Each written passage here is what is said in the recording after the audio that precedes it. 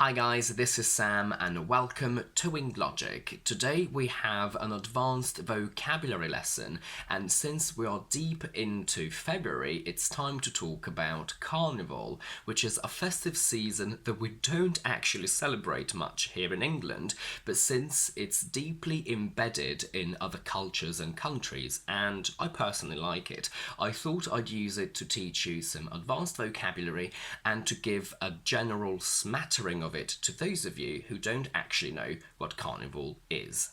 In order to give you an insight into what Carnival is and where it stems from, I'll have to talk about religion, more specifically Catholicism, but I'm not here to convert you or to discuss religion. It's only to give you a bit of context. So don't forget to like this video and subscribe to my channel, and let's get started.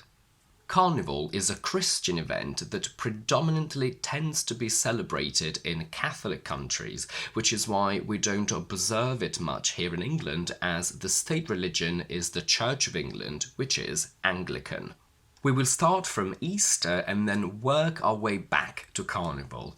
Easter, which falls either in March or April, is when Jesus came back to life. He was crucified on Good Friday and his resurrection occurred on Sunday, which is Easter itself.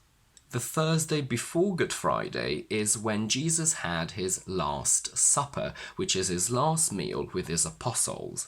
Different calendars may have slightly different days for this, but as a general idea, the 40 days before the Last Supper are called Lent, which is a period of time that Jesus spent fasting in the desert. And Carnival is the time that precedes Lent.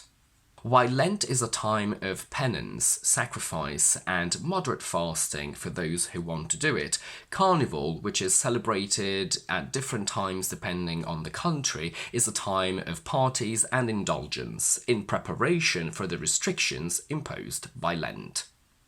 Carnival culminates in what is commonly known as Mardi Gras, which is French for Fat Tuesday, which is the day before Lent and technically when all the biggest celebrations take place in order to go out with a bang before Lent starts. In England, we don't have celebrations throughout January and February, but our Mardi Gras is called Pancake Day, when, as you may have guessed, it's becoming slowly more of a tradition to eat pancakes. But in terms of observance and relevance, it's nowhere near as important or relevant as Easter or Christmas. What we do have in London, though, is Notting Hill Carnival, which is held in August and is the biggest celebration of Caribbean extravaganza. Since I grew up in Italy, where Carnival has a very strong presence in our culture, I have great memories of it and a personal connection to it. Every country, or even every region all around the world, may have different variations of what happens at Carnival, but I would say that the common denominator is parade floats, which are large vehicles decorated in very colourful and extravagant ways that parade around the town playing music, and they have people on them that dance and are usually dressed up following the theme of the float itself. And at least in Italy, they engage with people and throw sweets, streamers, confetti, and the most coveted prize is footballs. As far as I know, most floats are decorated in papier-mâché, and it takes months to get them ready. Since there are several of these floats at a carnival parade, some people may decide to follow a specific one, or they might want to be in a specific spot and wait for all of the floats to drive past them. The general atmosphere is great. People are there to have a good time, and especially children go dressed up in fancy clothes. You may know the Carnival of Venice, which is the most famous one in Italy, where people go all out and put on a proper masquerade. In Italy, we also have night carnivals and carnivals that don't throw sweets and confetti, but flowers instead. It's now time to have a look at a couple of words. Earlier we talked about Lent, which is the 40 days that Jesus spent in the desert, and it's spelled L-E-N-T. But the sounds lent give us two more words. They give us the past of lend, which means to let someone borrow something from you. Lend, lent, lent. And especially in British English, they also give us the past of lean. We have lean, lent, lent, but it's spelled as L-E-A-N-T, which means to move your body in a specific direction, more or less like that.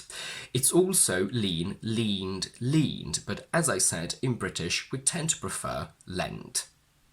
Float is a wonderful word to analyse because as a verb it means to stay on water or a liquid without sinking, or to make something do that. If I say I love watching the clouds floating in the sky, that means that they move slowly through air and in the sky. She floated around the room and everyone was in awe of her means that she was walking very lightly, gracefully and slowly. The smell of his cake floated all the way into my room means that the smell moved from one room to another, and we can also apply that to sound. The company will be floated on the stock market means that this company will start selling its shares to the public for the first time. He started floating the idea of moving in together a few months ago means that he suggested that idea or plan to see how I felt about it. Whatever floats your boat is an informal expression that we use to say that you are free to do whatever you want and like. My keys must be floating around here somewhere means that my keys must be here. They must be present here somewhere. As a noun, float means obviously a decorated vehicle, and in the past, when there used to be a van that used to take milk to people's houses, that was called a milk float.